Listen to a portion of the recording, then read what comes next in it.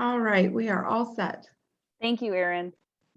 So hi, everyone. Welcome to today's webinar in celebration of National Distance Learning Week. My name is Christy Schmidt, and I'm an online learning support coordinator for SUNY Online. And it is my pleasure to introduce the speakers to you. So first, today's presentation will be given by Dr. Ali Mhamed and Roxana Toma from Empire State College. Dr. Mhamed is currently the program director for the Ed.D program in higher education leadership and change at SUNY Empire State College. His research work and interests include higher education governance, higher education finance, higher education transformation, and higher education policy and reform.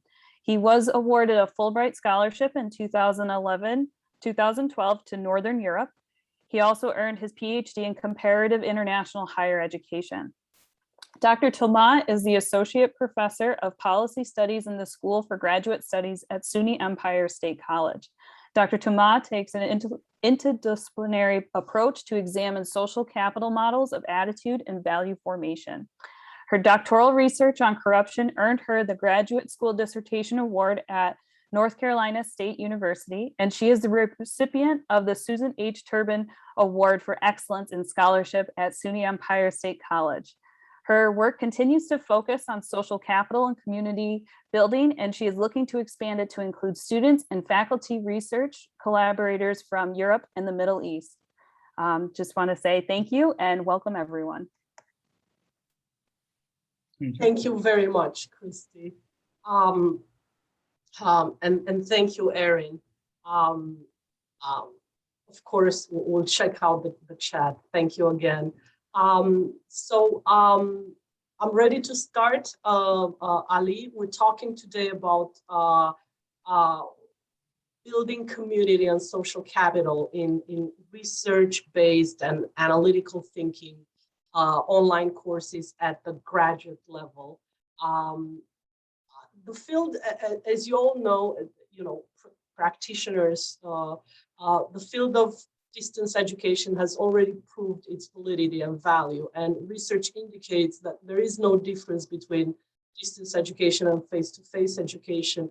However, as we're all aware, throughout the pandemic, many have argued that with online classes, which are by and large asynchronous, learning outcomes often disappoint. And the argument given was that because virtual instruction runs counter to the most important assets at a major university, personal interaction with highly qualified experts and personal interaction and community building with peers. This is where we come in. We bring social capital theory and Bourdieu's work on the sociology of education in the often misunderstood narrative of online learning, which is seen as both an isolated and deeply isolating experience. Our contribution is twofold. First, we introduce the idea of building social capital and community in an online environment between instructor and students, as well as among students. And second, we propose that we look at praxis, informed committed action to address socially differentiated educational attainment, which is perceived to be more pronounced in online learning because the digital divide exacerbates existing inequities and social injustice. We propose that adding recurrent synchronous sessions to online teaching, especially in graduate level research, quantitative and analytical subjects, will help in two ways. It will level out the field of differentiated educational attainment that students have due to prior conditions like wealth, race, etc. And it will create community and social capital, a hugely beneficial ingredient to students' habitus development and their implicit operation in the field. To illustrate this, we use a multiple case study approach. Look at 3 master's programs and 1 doctoral program at Empire State College, spanning therefore different student academic backgrounds. And we use a narrative analysis of student perceptions of the benefits of weekly synchronous sessions in 5 graduate online courses. Just a bit of theory here, not to bore you. Habitus describes an individual's unique characteristics, their tastes, perceptions, or ways of responding and thinking. Learning involves developing the habitus that is required to successfully operate within a particular field. The more habitus is acquired, the better someone can proceed in this field and in a greater range of situations. The academic skills developed during higher education study and the confidence in using them represent forms of embodied cultural capital.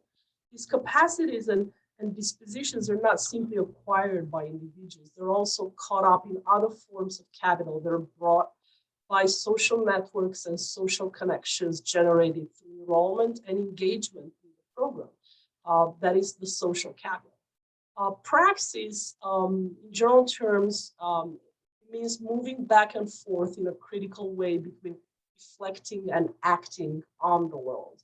Educational praxis, in our case, involves morally informed and committed action that helps to shape social formations and conditions, implicitly affecting how one acquires their cultural and social capital, and ultimately how their habitus is developed and further refined. Why is this important? Emotions, research shows that emotions play a major role in online learning. And we also know at this point that the online learning context is robust enough to allow for caring relations to emerge at an even deeper level than that experienced in face-to-face context. So clearly we have the foundation to build strong community and positive social capital. If we can help instructors and students, we argue, to build social capital and community online, we can help further dispel the myths and misconceptions about online education. On the same line, we talk a little bit, we just want to bring up the social presence gap, where instructors are to overcome the social presence gap to equalize the outcomes and modalities. Unaccustomed learning is challenging, and less social support exists in settings of online learning from peers. There's increased workload in online learning and less social presence.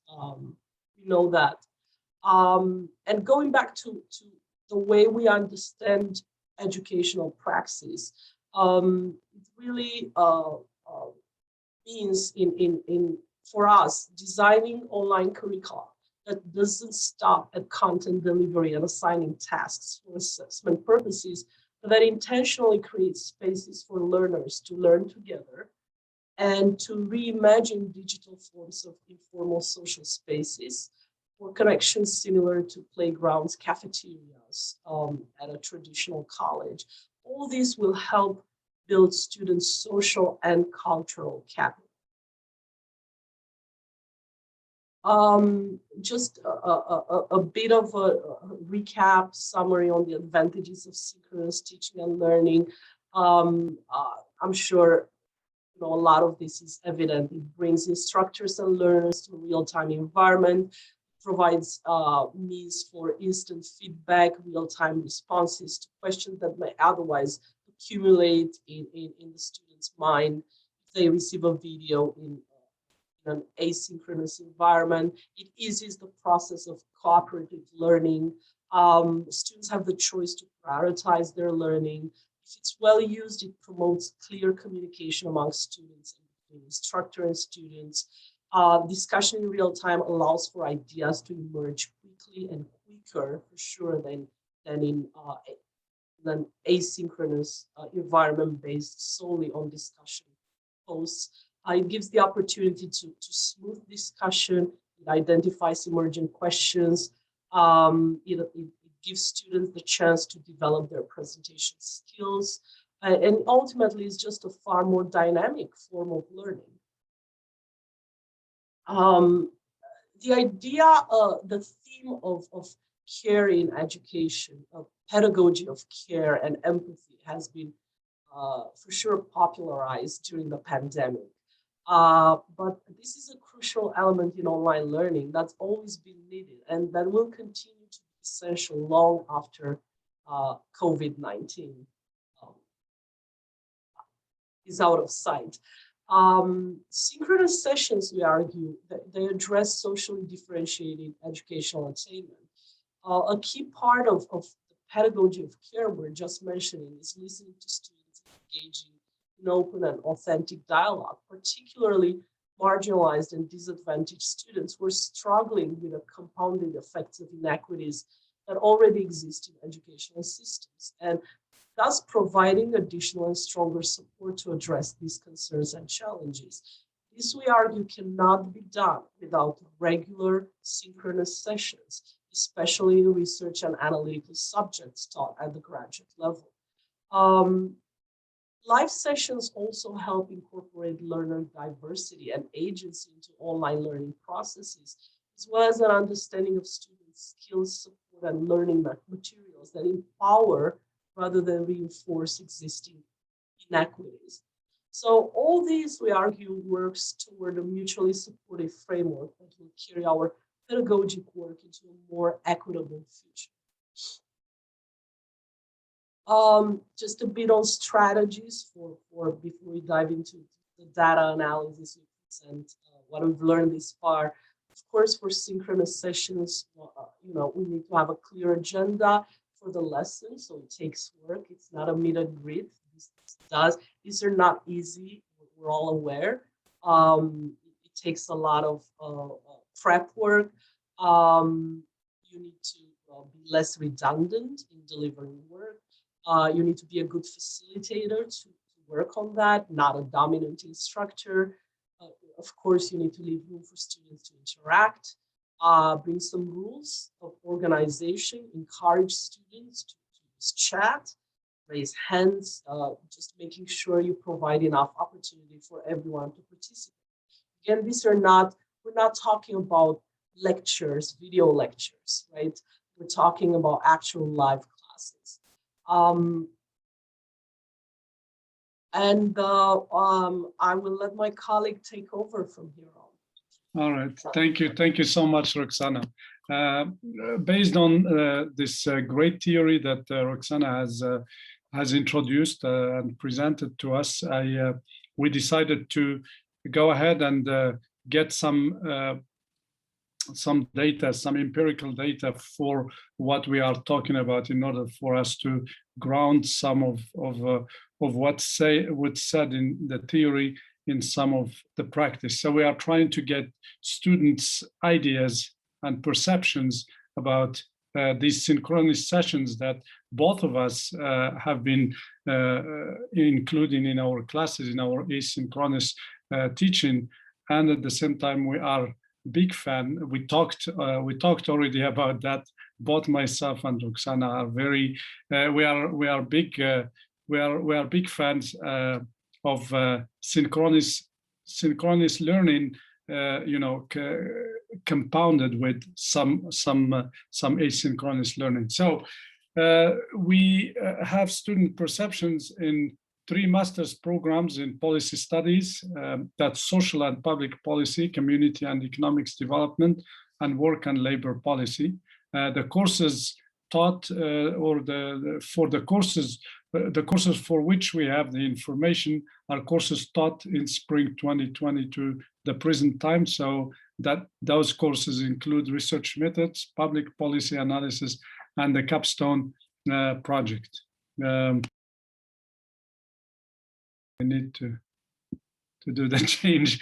So we don't want to bore you with a lot of text in these slides. So what we did is we sat together, myself and Roxana, and read the information that students gave us, and we bolded some of that information for you so you can see. So this is kind of a qualitative analysis, strategy that we are implementing here. And you will see towards the end that we have a slide on the themes, the common themes, and also a slide on conclusions. But before we get there, we want to go over some of the things that students have said to us. So we have students who talked about, how much they enjoyed these sessions by thanking the professors. So this student said, I wanted to say thank you for taking the time to hold the online sessions. It really did help to bring everything together by listening and going into a deeper level of detail. So according to the student, for example, the online session was so informative. So we saw this coming up not only in Roxana's classes, but in my classes as well. They always say that synchronous classes being added to the asynchronous learning is very informative for them. They also thanked the professor for bringing invaluable. Here I'm talking about their invaluable. They are invaluable in order to understand and subsequently complete the homework. So they bring a lot of more understanding of the material and of the content. Another student, and again, I don't want to spend a lot of time with the text, but we can always go back to any of these that you are interested in when, during the QA session. Another student thinks that these synchronous sessions are more interactive. The person said, I really enjoyed our live classes. It was nice to receive instruction that was more interactive than just the online format and getting to know my instructor and my fellow classmates. The students also think that they are more supportive, as you can see here. They are more supportive and responsive than any other, those classes, the synchronous classes are more supportive for them. We have people who think, sometimes we bold actually a whole statement like in here, and I will start reading from here. I'm very grateful to be your student. I came to this course with a great deal of anxiety over material that felt over my head and beyond my grasp.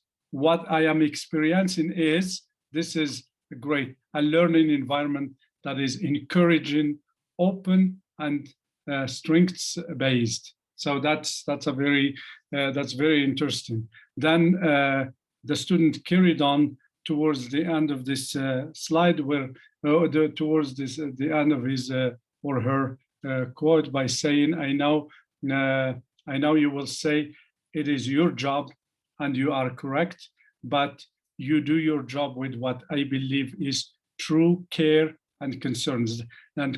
That's where that pedagogy of care came about in the theory that Roxana has covered. So as you can see, the theory and the empirical data are well connected here. Here also, we have a student who said, I cannot emphasize enough the importance your clear explanations in the live classes play in my comprehensions of this material. The second review class was just as helpful and informative as the first one. I appreciate the level of care. Again, care you demonstrate towards students. You promote learning while empowering the class. Look at that. It's an empowerment. So all these, we are just, we are bolding some of this information here, but as you can see, every word in this data is just amazing. So, but we don't, as I said, we are very, we don't want to spend a lot of time on them because of time.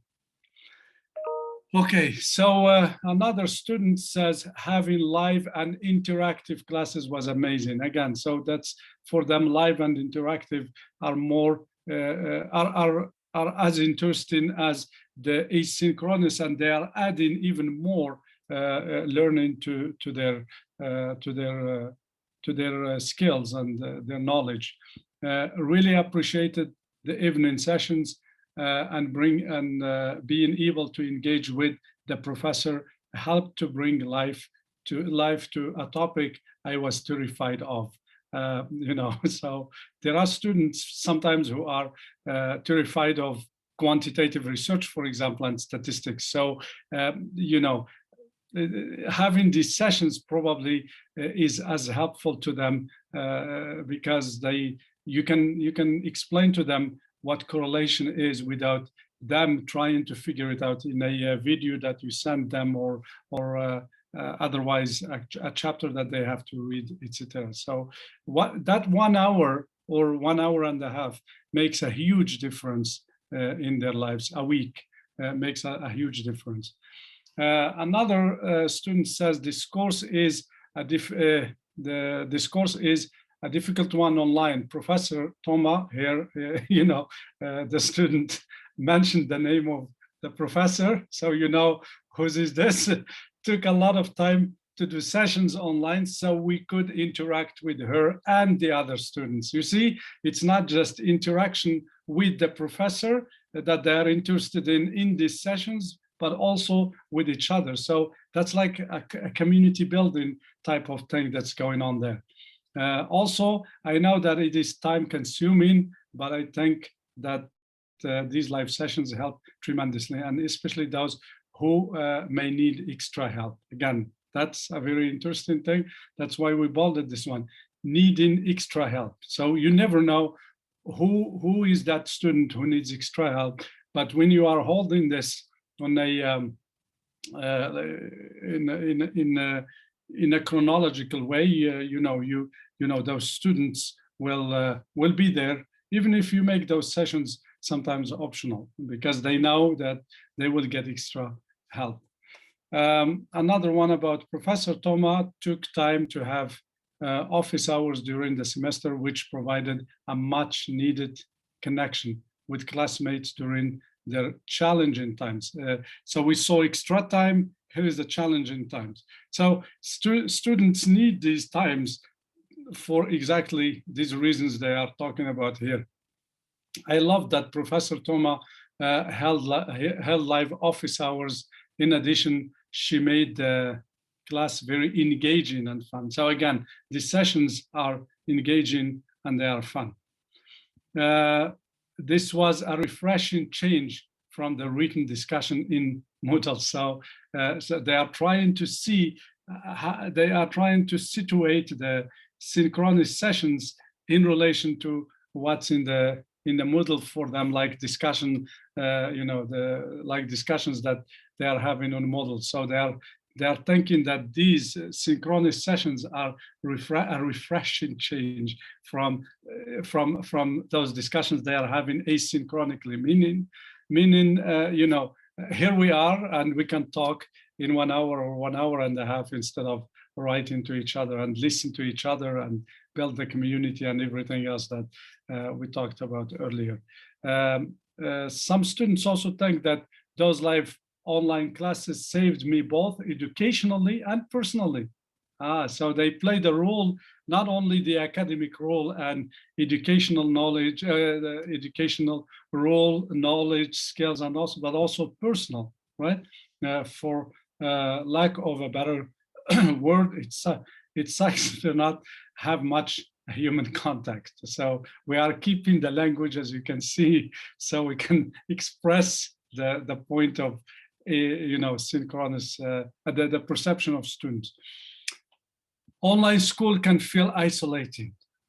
So one of the students, that's why we bolded this one. So we think that you know, the student has expressed everything in this very interesting statement there. Online school can feel isolating. So adding that component of synchronous makes a huge difference. So the student carries on saying the live video course discussions were perfect. In a way, she was not only a professor, but also a tutor again. So that's that.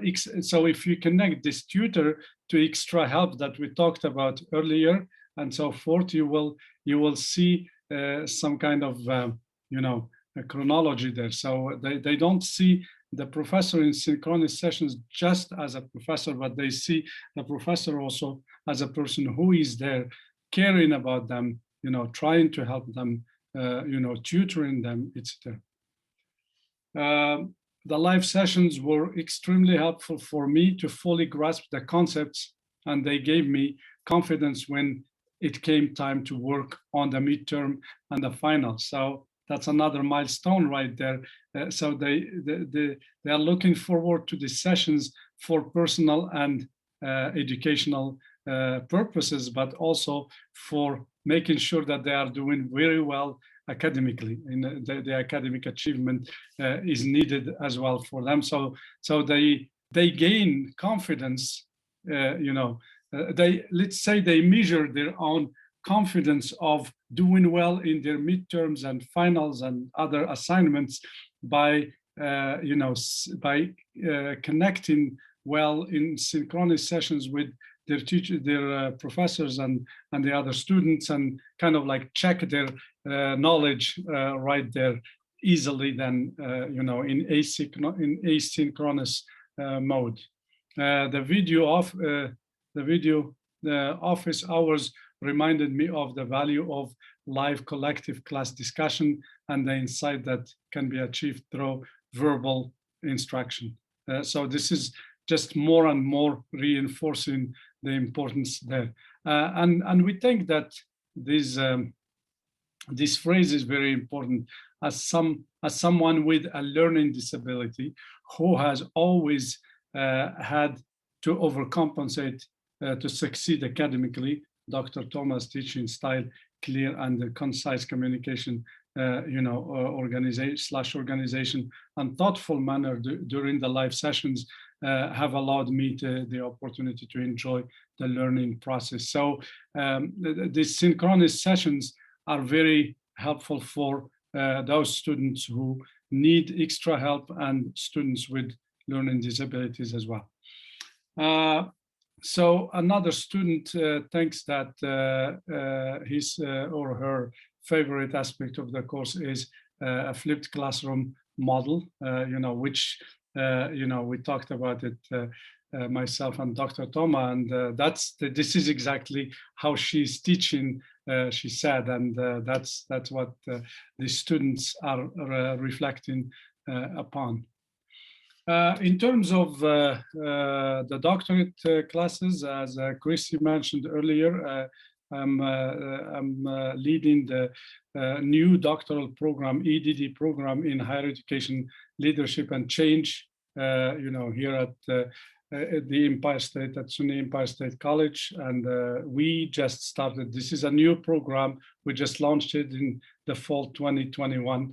And the courses I've been teaching this semester are Foundations of Doctoral Study. That's one course, and the other one is called the Principles of Higher Education Leadership. So based on these two questions, I did the same thing again. We asked students for their own ideas, and students had something to share. So I hold one session with them every Wednesday from 7:30 in the evening until 8:30.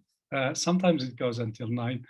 So they were always like, when are we gonna have 1 hour that you told us? Because it's been always 1 hour and a half, sometimes 2 hours. But they kept me going because they keep talking. What can I do? So some of the students, student A said the recurrent weekly meeting with EDD students has been an excellent resource for our EDLC, EDD classes to connect and share common challenges. Again, as you can see, it's that connect and form that community and talk about challenges. It's the same thing that kind of was raised with Dr. Toma's students as well, and offer answers to our common questions regarding courses, degree goals, research, conferences, papers, etc. And the student carried on by saying it is especially important to have a connection. So that's with our professor and students.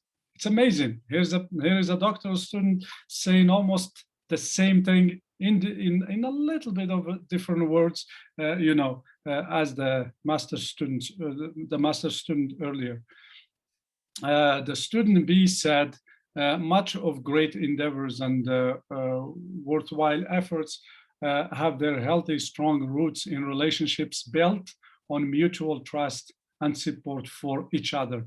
This is another degree of, of what these synchronous classes are doing to these students. They are actually not just building the community, but they are building that mutual trust and support for each other. So that's another level right there.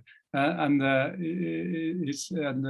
student B said, what makes the healthy yoke of enduring leadership model is cultivating strong roots and enduring connections. The student is actually getting into this idea of synchronous, almost like a poet. So student C here says, I find them, that synchronous sessions, to be more about getting to know the cohort than it should be done, THAN, anything, which I enjoy. And what is very interesting about this this statement here, if you go towards the end, the student says, I'm curious about the sustainability of these weekly sessions, and as more cohorts are added, will this model be difficult to manage? So the student is actually worried that these synchronous classes are going to end, you know. So we actually talked about that, and I said, no worries, we'll find a way, you know.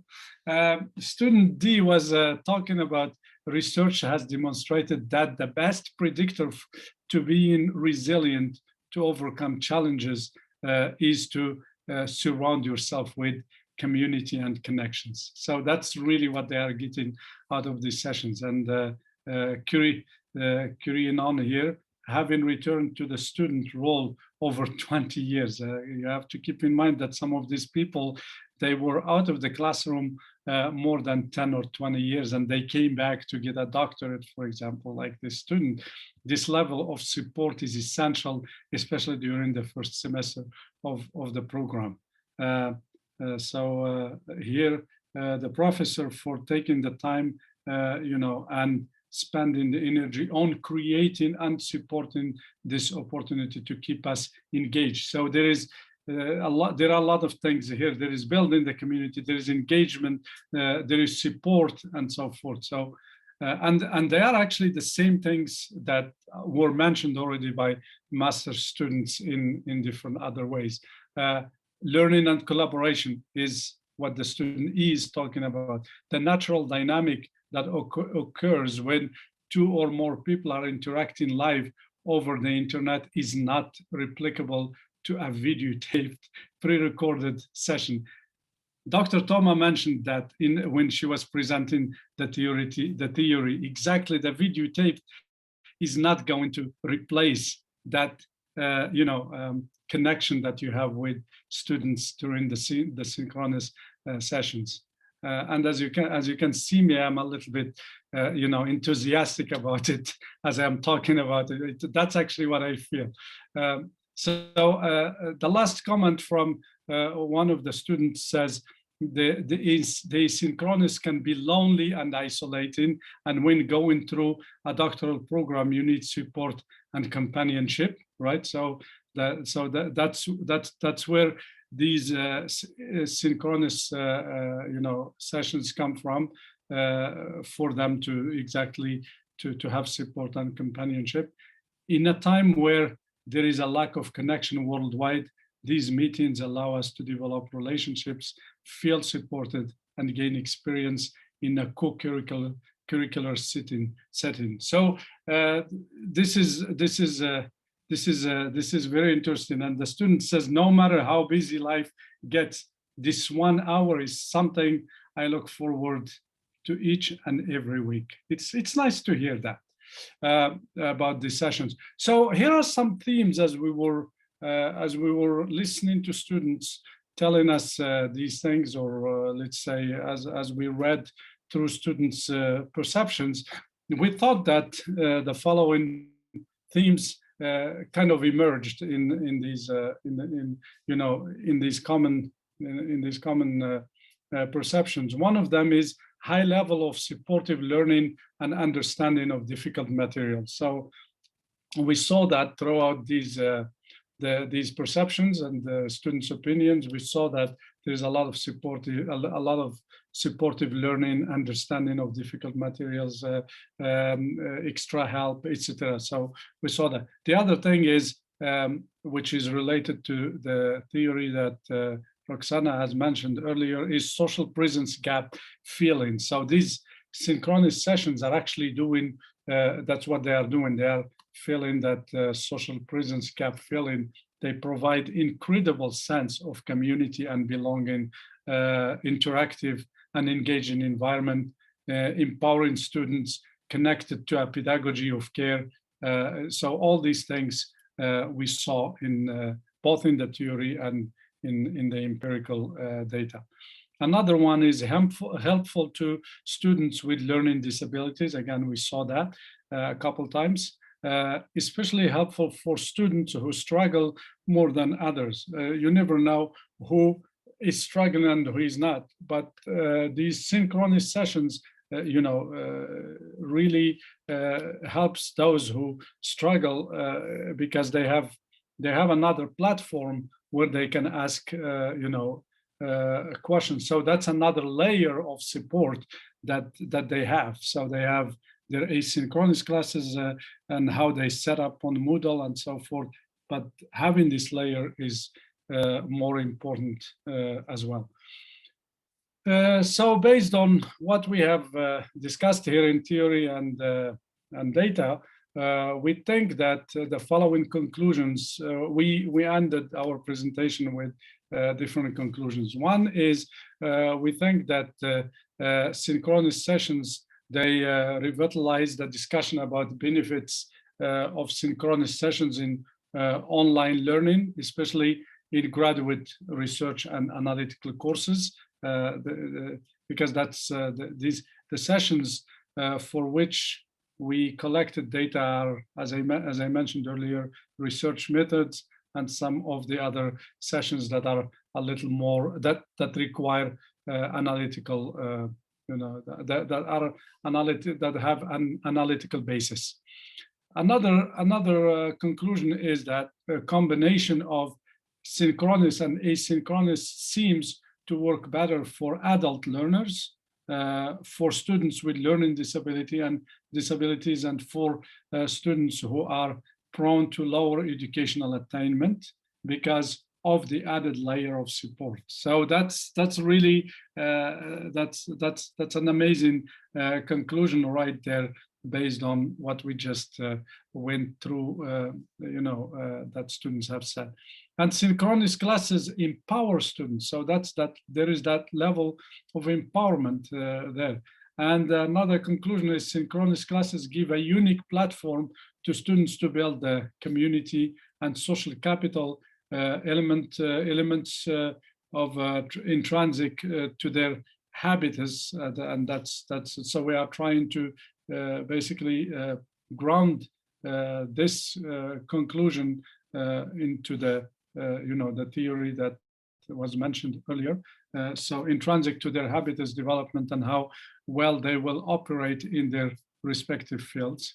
And the last one is for students, synchronous classes, especially during the pandemic, are strongly connected with a pedagogy of care. And that's what we talked about both in theory and in practice. And I think that's it. So thank you very much. And here are our email addresses for any contact or any questions that we might not have gotten to answer here in this session. Thank you. Thank you very much. Are there questions for our speakers? You should be able to unmute if you'd like to use your mic, or you can type in the chat. And I'll just start if that's okay. I do appreciate the that you mentioned using live office hours. It's really can become an extension of the classroom for students in a way. I really appreciated actually all of the student perspectives that were being shared and how they connected it to the different experiences that they were having.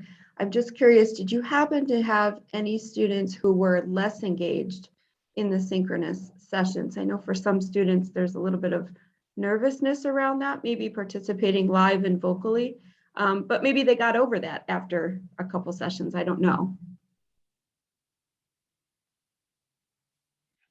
Yeah, sure. And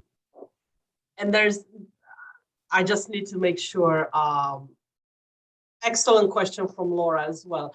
To answer your question, Erin, so of course, I mean, ultimately, you know, some people are introverts, right? So some are extroverts. So some are just, you know, more likely to be very chatty during these live classes and ask a lot of questions, and perhaps even hog the whole, you know, session of office hours. So it's really up to the facilitator, to us professors, right, holding those live classes to make sure, you know, I call out names in my case. You know, I see who's there. I start saying hi to everybody by name in the beginning, and then I always make sure, you know, I'm like, hi, Amy.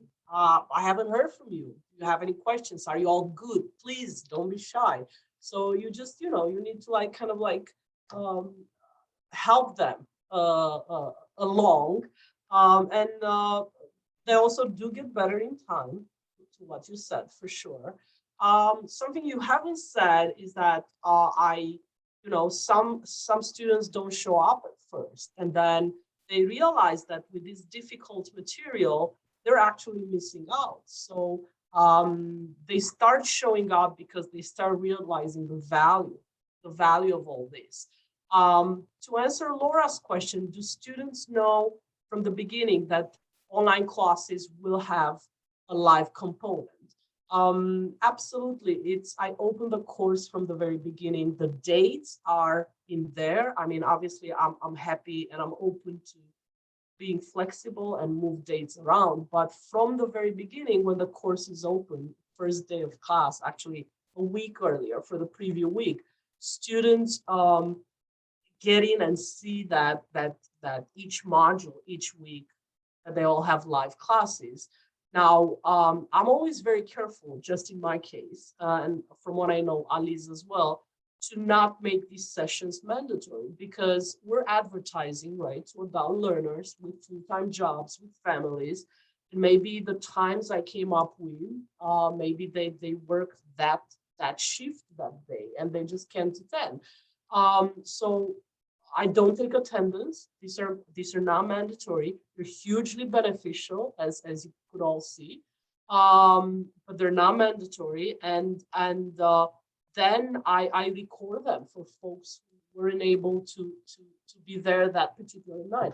And in the end, it always plays out like Ali said. I mean, people who are missing them, then they feel like, oh my God, I'm so sorry, I missed out on that, you know.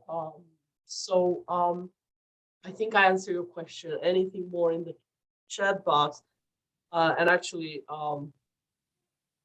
one advantage of Sing, thank you. One advantage of Sing, were these sessions required or encouraged? Encouraged, I think I answered that. One advantage of synchronous is that it carves out a time block to work course material, absolutely. And then I will let Ali add anything if he wants to add anything. Yeah, no, you answered. You said actually everything that I do. It's very funny that we do the sessions different in different times, with different students, but I use the same technique with students. Definitely, I try to always make sure that those students who are not kind of like upfront and trying to discuss with others, and they are a little more introvert, I always try to involve them. And it's very interesting how involving them by calling their names, because they would be there, but their camera is off. You could see that. So you say, for example, hey, John, why don't you join us? Where is, let's, sometimes, I say, would you like to add something to what we are talking about? So just doing these things once, twice, those students become open and they become part of the community, and they start actually, sharing their own ideas. There is this student in my class who was exactly that, but after 2 sessions or so, putting him like kind of upfront, he started actually getting there earlier, and even before I get there, and whoever he finds in the room, he starts discussing. And sometimes I get in and I see him like talking about his research, talking about the data he already worked with, because he's quite a good researcher and he has done a lot, but he was not talking about anything until we kind of pushed him. So I do the same thing. And sometimes if we don't do that to these students, it never happened to me, because this is the new program and I'm actually trying to build the culture of synchronous classes built into the program. And as you saw earlier, some students are even afraid that they will lose these synchronous sessions. Like how is it going to happen when we have more cohorts? So they got used to them, and a lot of them don't even miss them. They are optional, as Roxana said earlier.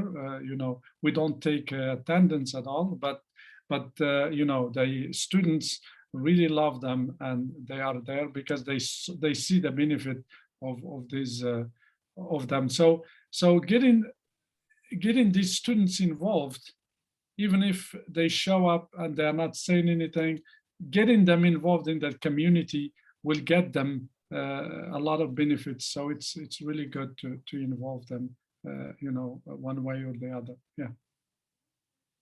Thank you, Ali. I just wanted to answer Meg's question. I'm not sure I got it right. Any specific ideas related to the research methods for the synchronous sessions?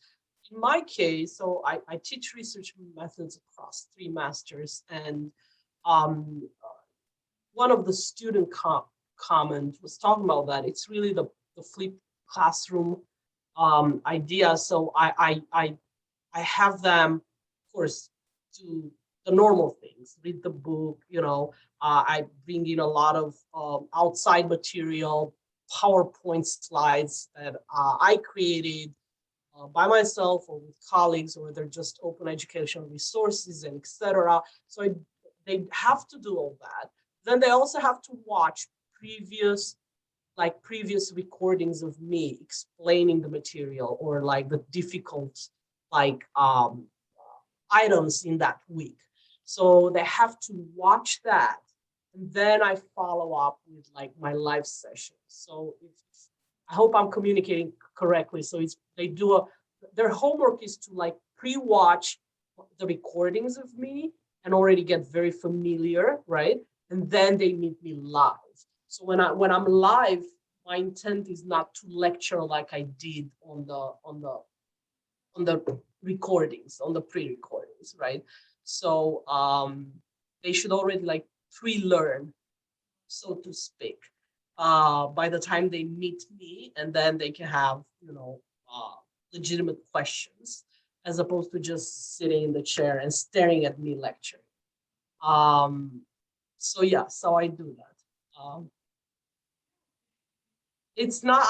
I mean, if I hear no other questions, I'm sure Ali and I will agree with me. We want to emphasize this isn't easy. It adds a lot of workload. I mean, everybody is aware of that. Even if you teach 5 courses like I do this term, I pretty much have 2 classes every week at night. So it's a lot, and it takes a lot of prep work and homework. I don't just show up to meet and greet, right? So a lot of thinking before that. Not easy. Does it help? Oh my God. No question. And we're really talking about graduate level, like difficult courses, doctoral study, absolutely. And you heard the common themes: connection, community building, social capital, skills, adult learners, learning disabilities, folks who struggle. I mean, will help them so much more, because the student who's good to begin with, right, probably will be just as good after your live session. But a student who's struggling, your live class will make quite a difference. So I find it very interesting that that student in Ali's class asked whether this can be sustained. It's, like Ali myself, I say, yeah, sure, don't worry, but it is something we ought to think about, right? So it's a lot of work, definitely worth. And I'm sorry, I did talk too much. Mhm. No, not at all. Thank you to both of you for sharing all of this research. I think it's an incredible work. So thank you so much for taking time out of your day. Everyone that's here, please. Oh, Erin posted it. So our next session starts at 12, and you can just check out the Zoom link on the SUNY CPD site. And then also please fill out the survey just to kind of tell us how we did. So thank you, everyone.